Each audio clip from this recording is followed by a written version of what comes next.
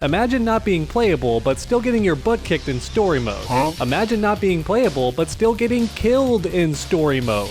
Now imagine getting killed in story mode and then dying a different way in a DLC trailer.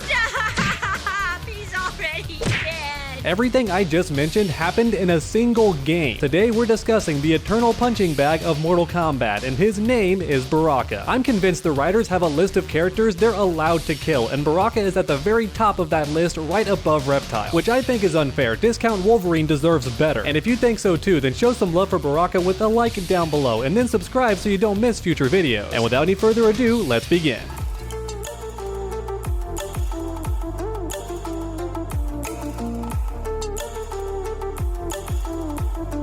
Want to win $55 in 3 easy steps? Well, Royal CD Keys has you covered. To enter their giveaway, simply click my link in the pinned comment or video description. Then click the rewards program and follow the instructions on screen. Last week's winner walked away $55 richer. Looking for cheap software like Windows 11 for less than $3? Well, Royal CD Keys has you covered. Their website has amazing deals on software and even video games like Dragon Ball FighterZ for less than $10. Don't forget to use my code TrueUnderdog for 10% off. The Steam code was emailed to me right away. So then I opened Steam, input the code, and boom, the game was mine. Purchasing software and games is fast, easy, and safe with Royal CD Keys, and I can't recommend them enough. So let's start off at the beginning with Mortal Kombat 2, because Baraka got robbed. Did you know Baraka is half demon mixed with NetherRealm monsters? Because I did not know that. In Mortal Kombat 2, Baraka is a crossbreed with NetherRealm demons and nomads of Outworld. Believe it or not, Baraka's species doesn't even have a name until Deadly Alliance. They're just called nomads or demons or mutants. That's right, Baraka's literally an X-Men, and I think we knew that because he has blades just like Wolverine. They're even metal for Pete's sake, and he has crazy good smell, which is also something else Wolverine has. So I do think that Baraka was inspired by Wolverine, but he's also a demon at the same time. And once again, he's not called Tarkatan in the first games. He is called a mutant, which implies that everyone in his race could have different abilities, just like the X-Men. Some might breathe fire or have really tough skin, and Baraka has metal blades, really crazy smell, and some very feral instincts when it comes to fighting. The guy's supernatural when it comes to his combat ability. Once again, Baraka is so much cooler in the original trilogy. Later on, everyone else looks like him. Every Tarkatan is the same, but originally they were called mutants. And I just think that's so much cooler. But unfortunately, the W didn't last long because Baraka shows up in the Mortal Kombat 2 movie, but he's not even mentioned by name. And to make things even worse, everyone has the exact same mutation as him in Mortal Kombat 2. So this movie is where it began. Here is when the writers decided that everybody else was just Baraka. Baraka's not a character anymore, he's a discount goon. Anybody can be Baraka, he's just a henchman. The Mortal Kombat 2 movie is where the L's began for Baraka. Now thankfully in the games he did stay cool for a bit longer, and nobody else on the roster was Tarkatan, which made Baraka a bit more unique. In fact, even Mileena was not half Tarkatan yet, she just had a butter face and that's it. Once again, the term Tarkatan wasn't introduced until Deadly Alliance, and that's when Mileena was revealed to be half Tarkatan. But I digress, because next up we have a very big L for Baraka, and it happens in Mortal Kombat 4. Because in this game, after beating the arcade ladder with Baraka and defeating the Elder God Shinnok, what do you get as a player? You get to watch your character die. That's right, just like Reptile, he explodes in his own ending, which is a massive L. I don't get why NetherRealm and Midway likes killing your character in their own ending, but here we are. From this game onward, it's tough to be a Baraka fan, but take it from me, as a Reptile fan, it could have been worse, because at least Baraka went out defiant. That man was talking smack until the very end and even tried to kill Quan Chi. You know what Reptile did? He went out begging on his knees like a punk. So I'm just saying it could have been worse. Dying in your own ending, it sucks, but Baraka still came off much cooler than Reptile. Now it's time for Deadly Alliance, and nothing really crazy happens for Baraka in this game. He looks really cool. It's honestly the best he's looked in the entire series so far. And then on top of that, I think he kills Mileena in this game for betraying him because he's full Tarkatan and therefore has a better sense of smell, and he can sneak up on Mileena and kill her. However, outside of that, not too much happens, but once again, this is the first time we ever learn the name of his species, which is Tarkatan, or Tarkatan if you're like me and did not know how to pronounce it and was just trying to sound it out. Don't be like me, okay? Don't mispronounce it, learn how it's said. It's Tarkatan, okay? Practice it in the mirror if you have to. If you're a Mortal Kombat fan, then learn how to pronounce Tarkatan. It's important. But now it's time to move on to Deception, and in this game, Baraka was used a lot in the marketing. He was in trailers, on posters, and even on the game box art, I think. And that's a big deal. Like I've said in past videos, very few characters ever get the glory of being on the box art. In almost every game, it is always Scorpion or Sub-Zero, sometimes both, maybe Liu Kang, and that's about it. But then you have exceptions like Melina, and this time Baraka. Your boy finally got to be recognized and marketed. And that's because Baraka looks cool. I'm not scared to say it. Kids and adults see Baraka and think, yo, I want to play that guy. He looks sick. What, he's got Wolverine claws? Even better. And yet for some reason the writers despise this character, but at least in Armageddon he got to fight Kung Lao and he did kind of okay. Yes, he did die, and we learned that at the start of Mortal Kombat 9, but let's be real, I don't think anybody thought Baraka would win canonically. Not even Baraka fans are that deluded. But once again, I digress. My main point is Baraka looks really cool, yet even so the writers keep stepping on him, just like Jade in Mortal Kombat 9. And you know what? Let's talk about Mortal Kombat 9. Because the NetherRealm games are where Baraka gets it the worst, man. He's never had it this bad in any of the games, because in the NetherRealm games, Baraka is just the default henchman. I have no way of proving this, but I firmly believe that every time the writers aren't sure who to have get beat up, they just pick Baraka. They do it in Mortal Kombat 9, they do it in Mortal Kombat 11, they even do it in Mortal Kombat X when you can't play as him. He still gets beat up and he even gets killed multiple times. Once again, NetherRealm's not pulling any punches on this punching bag. They're letting him have it in every single game. However, once again, he's still above Reptile, because guess who loses first in story mode? Your boy Reptile. And then right after that we have Baraka, so they both suck, but at least Baraka's a bit cooler than Reptile. He's not the first one to go out. And then on top of that, he loses to Johnny Cage, which isn't a big deal, honestly, because Johnny Cage beats Shinnok in this timeline. The guy is next level. Losing to him, not that big of a deal. It would be like getting beat up by Sub-Zero. That's a badge of honor. Everyone loses to Sub-Zero. However, unfortunately, the beatings don't stop. Baraka loses, I think, 4 times total in Mortal Kombat 9 alone. And like mentioned earlier, he even gets stepped on by Jade after being referred to as a dog. Jade's kinda racist in MK9, huh? Maybe her and Kotal Khan do deserve each other. I may have to rethink that previous video. Maybe they're both just bad people. Wait a minute, I just realized something. Jade steps on Baraka so hard that he disappears for the rest of story mode. He never shows up again. And that's crazy because I think Jade's chapter is in the middle of story mode, so for the rest of the game he's just gone because Jade stepped on him that hard. In fact, if not for Mortal Kombat X, you could assume he was dead because he never shows up. But unfortunately, NetherRealm will not let this character rest, because despite not being playable, he is still in story mode, and that's not bad enough. You also gotta beat him up. And then as the player, you're given the option to fatality him. That's right, Baraka doesn't just die in a cutscene. You have the option to actually kill him. The blood is on your hands. And I'll be honest, I messed this up my first time playing story mode. I had the controller down because no one expects stuff to happen like that during a cutscene. So when I first played Mortal Kombat X, Baraka got to live. However, I'm pretty sure at least half the players did kill him in story mode, so that's a massive L. And then he died again in the DLC trailer for Alien. Instead of getting aired out by Devora, he gives birth to a xenomorph. That's right, Baraka might not be popular enough to be in the game as DLC, but his gimmick made it in because Alien straight up stole his arm blades. That's right, that's so disrespectful. That's mad disrespectful. Is it also cool, low-key? Xenomorph with arm blades? Yeah, it's pretty cool. I'm not gonna lie, I love how they made the Xenomorph a bit cooler with the Baraka blades, because otherwise, to me, Alien's kinda lame. At least when compared to Predator. I'm sorry, I'll die on that hill. Predator is way cooler than Alien. They're both cool, but Predator is like here and Alien's like down here. At any rate, that's about it for Mortal Kombat X, so now it's time to talk about Mortal Kombat 11. And in this game, when Baraka came back, everybody was hype. Just listen to the crowd's reaction.